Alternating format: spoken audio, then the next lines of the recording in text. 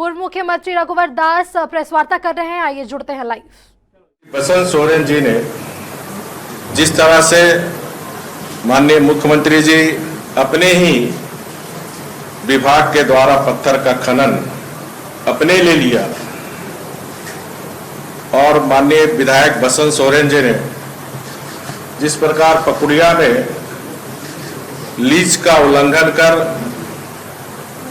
और करोड़ों रुपया राज्य का राजस्व बकाया, ये सारी बातों को हम लोग ने भारतीय जनता पार्टी का एक प्रतिनिधि मंडल महामहिम राज्यपाल जी से अवगत कराई थी, जिसकी जांच चल रही है। तो इस जांच की प्रक्रिया में इस विषय में मैं और कुछ नहीं कहना चाहता। ठीक इसी तरह एक ऐसी सूचना भी मिल रही है कि बेहरा औद्योगिक क्षेत्र चानो ब्लॉक बीजूपाड़ा रांची में माननीय मुख्यमंत्री जी अपने प्रभाव का इस्तेमाल कर 11 एकड़ औद्योगिक भूमि को, जो आदिवासी, आप सबने भी समाचार पत्र में छापा था कि आदिवासियों को उद्योग के लिए औद्योगिक क्षेत्र चिन्हित किया गया था। उन चिन्हित क्षेत्र में Sohrai life private limited, Sohrai life private limited,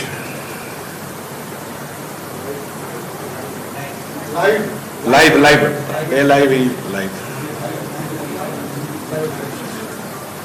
ऐसी सूचना है कि ये सोहराय लाइफ प्राइवेट लिमिटेड माननीय मुख्यमंत्री जी की पत्नी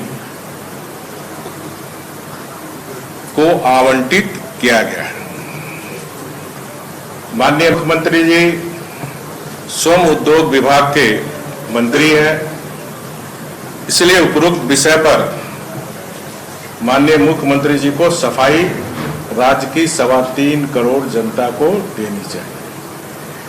अगर सही है तो उनका यह आचरण भ्रष्टाचार निवारण अधिनियम 188 की धारा 13(2) के तहत ये दंडनीय अपराध है।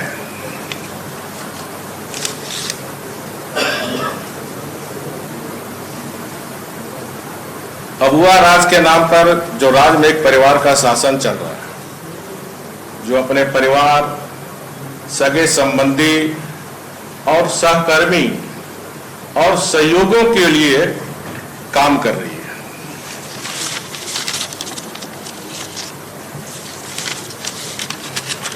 ऐसी भी सूचना मिल रही है कि माननीय मुख्यमंत्री हेमंत सोरेन जी के राजनीतिक सलाहकार श्री अभिषेक प्रसाद, प्रेस सलाहकार अभिषेक प्रसाद, जिसे झारखंड में सभी लोग जानते हैं पिंटू जी के नाम से, कि संस्था शिव शक्ति इंटरप्राइज के नाम पर साहेबगंज के पकड़िया ग्राम में 11.70 एकड़ की भूमि पर दिनांक 8/4/2021 को खदान की लीज 10 वर्ष के लिए दी गई। 11.70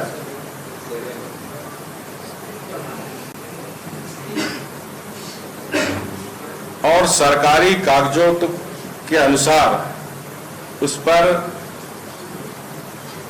90 लाख रुपए का निवेश किया गया है।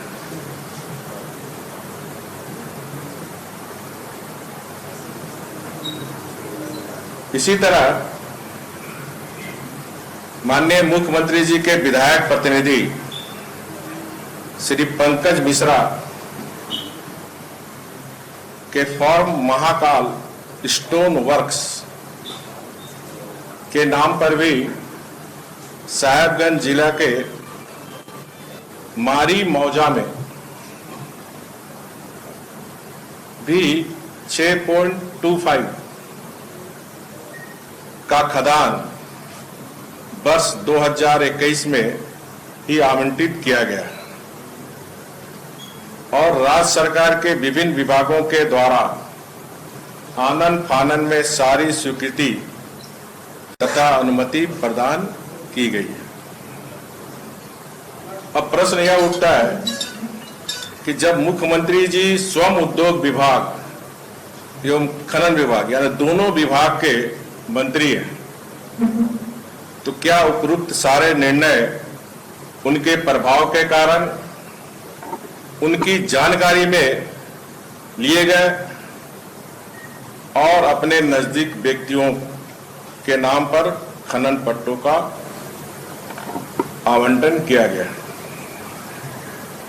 मैं माननीय मुख्यमंत्री जी से अनुरोध करूंगा, उन्हें तो स्वयं त्यागपत्र दे देना चाहिए। जब इतने बड़े उनके ऊपर आरोप लगा तो उपरोक्त विषय में भी सरकार को चाहिए आधिकारिक स्पष्टीकरण दे और उपरोक्त व्यक्ति श्री अभिषेक प्रसाद जो प्रेस सलाहकार और जो विधायक प्रतिनिधि पंकज मिश्रा को पद से अविलंब हटाए। और मुझे जानकारी मिल रही है कि ये सरकार के द्वारा कागजातों में भी छेड़छाड़ कर रही है। तो ऐसी स्थिति में एक स्वतंत्र एजेंसी से जांच करवाने की कृपा माननीय मुख्यमंत्री जी करें।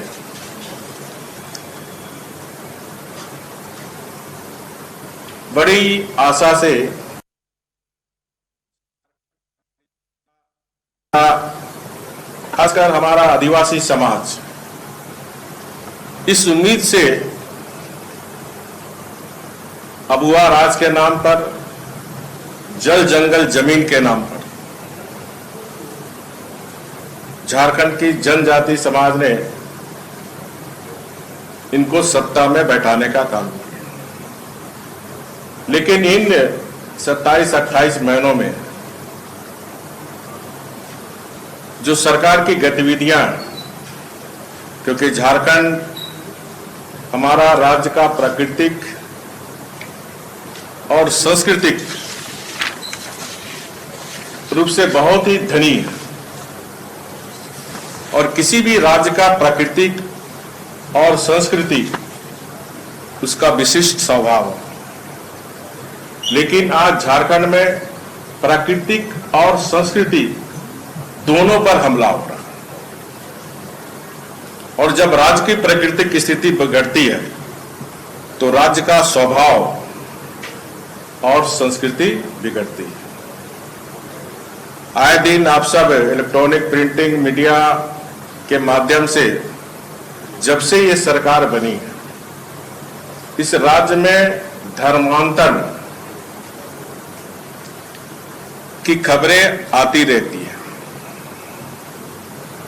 यह भी खबरें आ रही है कि आदिवासी युवतियों को लव जिहाद के तहत प्रेम जाल में फंसाकर शादी की जा रही है। उनकी जमीन के साथ साथ उनकी जमीन छीनी जा रही है और जमीन के साथ साथ आरक्षण का लाभ भी ले रहे हैं। और इस लव जिहाद में लोहरदगा, रांची और सबसे ज्यादा प्रभावित संथाल परगना के जिले, जिसमें दुमका, साहेबगंज, पाकुड़, जामताड़ा आदि जिलों में बड़ी संख्या में लव जिहाद के माध्यम से हमारी भोली भाली आदिवासी बच्चियों को प्रेम जाल में फंसाकर मुसलमान बनाने का काम भी जो कट्टरपंथी मुसलमान के द्वारा की जा रही है। और यही सिलसिला चलता रहे तो मैं मानता हूं कि आने वाले समय में इस जनजाति समाज अल्पसंख्यक की गिनती में आ जाएगी। और ये सारे सरकार के संरक्षण में होता है।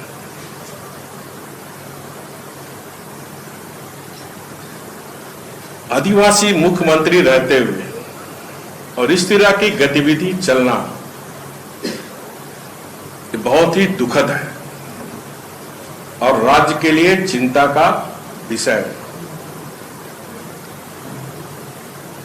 ये किस तरह ये आदिवासी विरोधी सरकार है। दूसरा मैं उदाहरण देना चाहता हूं। हमारी सरकार ने अनुसूचित जाति, अनुसूचित जनजाति के प्रमाण पत्र में धर्म का कॉलम जोड़ा था ताकि रोजी रोजगार में सरना आदिवासियों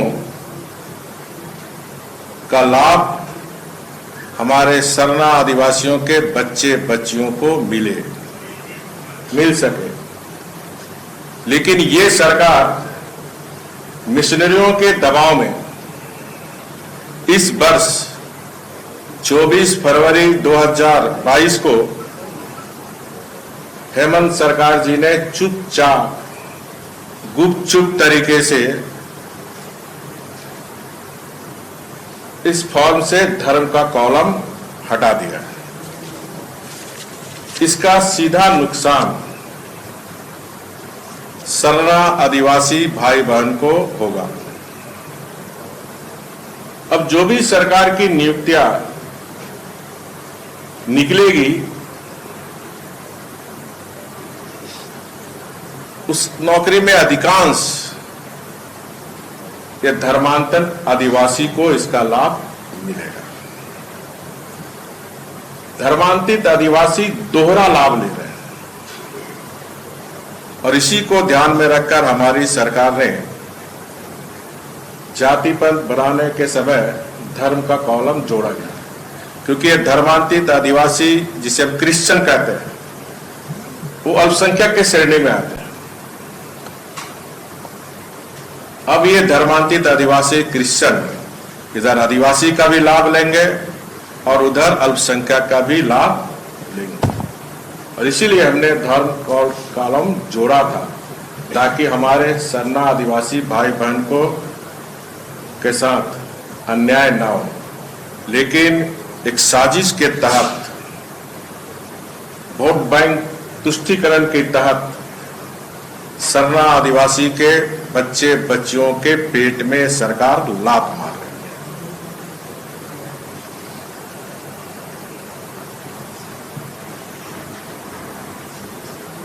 इसी तरह हमारी सरकार बनने के बाद झारखंड के मूलवासी आदिवासी झारखंड वासी के बच्चे बच्चियों को थर्ड गेट फोर्थ गेट में सरकारी नौकरी मिले। इसको ध्यान में रखकर 10 साल के लिए हम लोग ने फिक्स कर दिया ताकि झारखंड के बच्चे बच्चियां, उनका भी सपना था अलग राज्य, अबुआ राज हुआ तो हमें भी सरकारी नौकरी मिले। लेकिन जैसे ही सरकार आई और एक हाईकोर्ट में सुश्री सोनी कुमारी के केस के मामले में इन्होंने एफिडेविट डाल करके कि बीजेपी की सरकार ने जो निर्णय लिया था थर्ड गेट फोर्थ गेट के नौकरी में स्थानीय को 10 साल के लिए जो प्राथमिकता दी थी वो गलत था और जिसके कारण यहाँ के आदिवासी मूलवासी के बच्चे आज सरकारी नौकरी से वंचित हो गए। और इतनी अच्छी नीति थी और उस नीति के तहत हमने 5 साल में 1 लाख से ज्यादा सरकारी नौकरी झारखंड के 95% बच्चे को दी थी। चाहे टीचर की बहाली हो, चाहे पुलिस की बहाली हो, चाहे बिजली विभाग में बहाली हो, चाहे वन रक्षी में बहाली हो, चाहे जेपीसी की बहाली हो, चाहे कर्मचारी चयन आयोग के द्वारा। लेकिन ये सरकार आज जो बड़े वादे करके आए थे कि 1 साल में 5 लाख नौकरी देंगे, उनके साथ भी इस सारे मामले को उलझाकर, लटकाकर, भटकाकर यहाँ के युवकों के भविष्य के साथ भी ये सरकार खिलवाड़ कर रही है। दूसरा, इस राज्य में आज जनता त्राईमाम कर रही है। जल जंगल जमीन का नारा देकर आने वाली सरकार के राज्य में आज जल के लिए चाहे शहर हो चाहे गांव हो, हाहाकार मचा हुआ है। हमारे ग्रामीण क्षेत्र में आज पानी पीने के लिए, जो मैं टीवी में देखता हूं, जो समाचार पत्र में देख रहा हूं, हाहाकार है जल के लिए, और जल जंगल जमीन के राज्य में। दूसरा, जिस तरह जंगल में का अवैध कटाई, चाहे वो सरंडा का जंगल हो चाहे साहेबगंज का जंगल, चाहे वो खूंटी में हो चाहे सिमडेगा में, आप सभी समाचार टीवी में दिखा रहे हैं, मीडिया में दिख रहे हैं। इस सरकार के बनने के बाद अवैध जंगल की कटाई भी बड़ी जोर शोर से चल रही है। उसी तरह जमीन, सरकारी जमीन या फिर किसी गरीब आदिवासी का जमीन को किस प्रकार उस जमीन पर गिद्ध दृष्टि रखी हुई है, किस प्रकार उस सरकारी जमीन या गरीब आदिवासियों का जमीन को हड़पने का काम ये वर्तमान सरकार में जोर शोर से चल रही है। और हेमंत सोरेन की पार्टी का नारा है, सरकारी प्लॉट हमारा। और आप देख रहे हैं बड़े पैमाने पर, चाहे वो जमशेदपुर हो, रांची हो, धनबाद हो, बोकारो हो, हर जगह सरकारी जमीन पर धड़ल्ले से कब्जा। और रांची के समाचार पत्र तो जमीन के मामले से भरा पड़ा। इस तरह जल जंगल जमीन और प्राकृतिक संसाधन को तो हम भूल ही जाए। जिस तरह 28 महीने में प्राकृतिक संसाधन की लूट हो रही है, मैंने याद होगा आपको इसके पहले प्रेस कॉन्फ्रेंस में किस तरह दुमका के शिकारी पारा में मुख्यमंत्री जी के संरक्षण में मैं 3 मुस्लिम युवक का नाम लिया था। पर डे किस तरह हजारों ट्रक आज भी चल रहे हैं। और आज समाचार पत्र आपने पढ़ा होगा, तो एक समाचार पत्र में इसको कहा है कि डीओ ने, जो मैं नाम लिया था आप निकाल लो, वही लोग पर जिला बाहर का आज डीएफओ ने डीसी को आवेदन दिया। अब डीसी की कितनी हिम्मत होगी कि मुख्यमंत्री का अवैध कोयला व्यापार करने वाले को जिला बाहर करते हैं कि नहीं करते।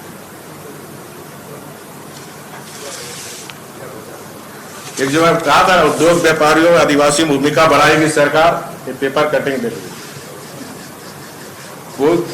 कोई आदिवासी को उद्योग व्यापार के लिए जमीन नहीं मिला, लेकिन माननीय मुख्यमंत्री जी की पत्नी को क्या मीट प्रोसेसिंग के लिए 11 एकड़ जरूर जमीन मिल गया, ऐसी सूचना है। इसी तरह भ्रष्टाचार, ये जमीन है आपका, जैसे सरकार चतुर्वेदी जी 3rd गियर में चल रहा, आप भी 1st गियर में चलना चाहिए। ये जमीन है आपका, महत्वपूर्ण वही है,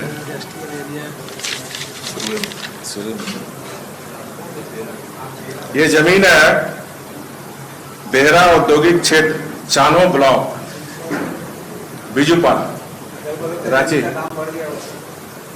ये तो आप पता करो आप उसको। दूसरा, इस राज्य में भ्रष्टाचार चरम सीमा पर है। भ्रष्टाचार 2 तरह के होते हैं, एक राजकीय भ्रष्टाचार, दूसरा रोजमर्रा की जिंदगी में भ्रष्टाचार। जो राजकीय भ्रष्टाचार है वो निश्चित रूप से राज्य के लिए बहुत ही चिंता का विषय है। जो रोजमर्रा की भ्रष्टाचार है, जिसमें आम जनता पिस रही है,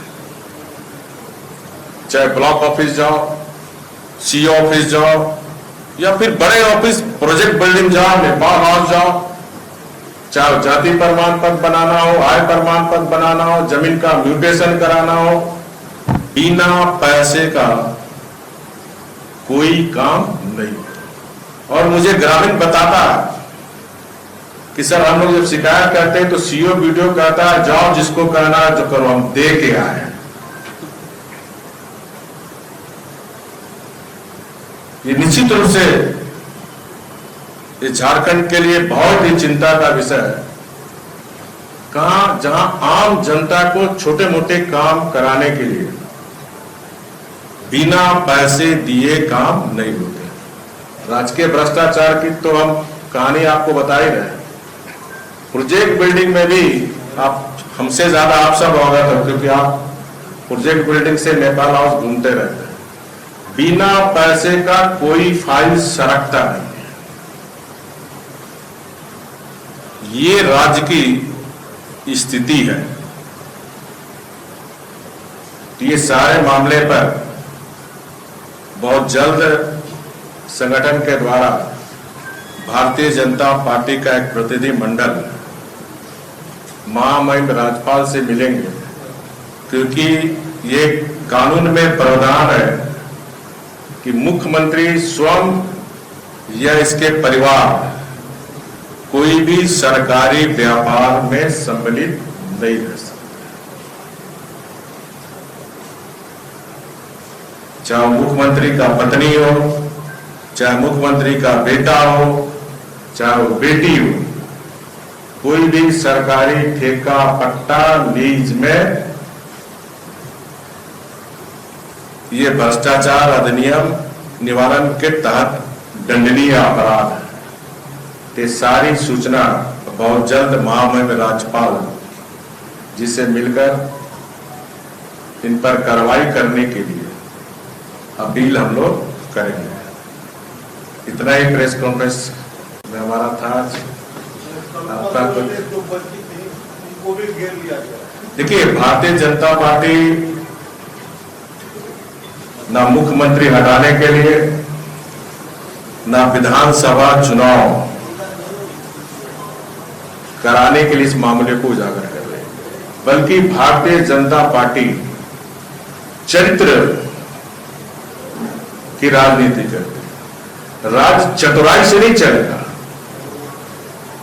राज चलेगा चरित्र से, राज चलेगा लोकतांत्रिक मूल्यों से।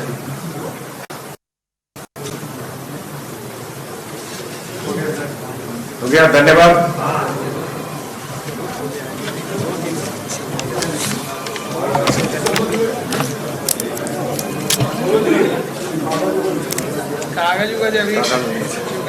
कागज नहीं लिखे, पूछ लो, कोई छोटा तो लिख लो बढ़िया से। चौथा स्तंभ, सबसे ज्यादा चौथा स्तंभ पर ही देश की जनता को विश्वास है, और खासकर झारखंड की जनता से।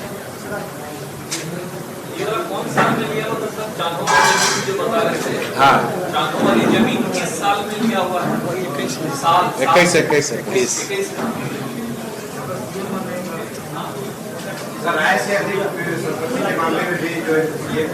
परिचय दीजिए अपना और किस प्रेस से? क्या चीज है? क्या चीज? 22 को। नहीं, देखिए, जहाँ जांच प्रक्रिया चल रही है उस पर मैं कोई कमेंट नहीं करना चाहता। जांच प्रक्रिया अपना कानून के हिसाब से, कानून के मुताबिक चलना चाहिए। मैं इसका पक्षधर हूं, इसलिए जिस में जांच चल रही है इसमें मुझे कुछ कहना मैं ऐसे उचित नहीं मानता।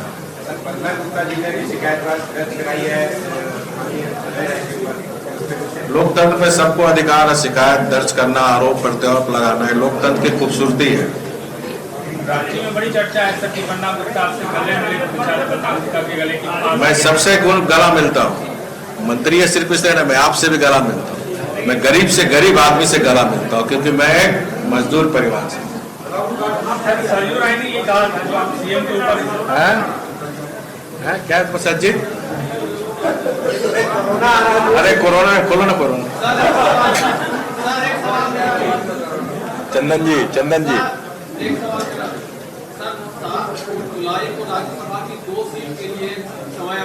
उस समय पर आएगा तो सारे पत्रकार मीडिया साथियों को पता चल जाएगा क्या हो रहा, क्या होने वाला। इंतजार करो ना।